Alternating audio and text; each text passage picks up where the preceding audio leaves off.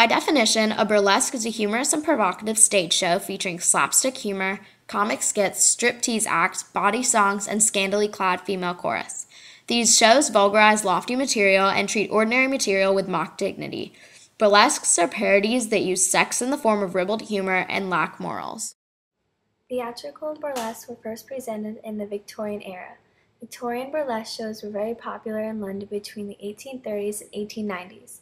Some frequent subjects of these shows were Shakespeare's plays and the Grand Opera.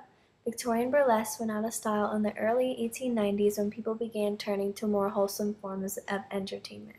American burlesque was originally seen in the 1840s in New York City, but was popularized by a burlesque group called Lydia Thompson and the British Blondes in 1868. American burlesque flourished at the end of the 19th century, but the shows began focusing more on female nudity and different exotic dances. Mae West was one of the most notable burlesque dancers. She bounced between vaudeville and burlesque as a teen and was known for being very witty. She would sing, joke, act, dance, and speak in melody during her shows. One of her most famous performances was a burlesque dance in the movie I'm No Angel in 1933. Mae West was known for being very risque. She once did a performance with a very large fan that covered a very small or non-existent outfit. This dance has been reenacted many times. She also did the shimmy, which had previously only been seen in nightclubs, and the hoochie coochie dance, which had roots in belly dancing. Burlesque shows incorporated elaborate sets and over-the-top costumes.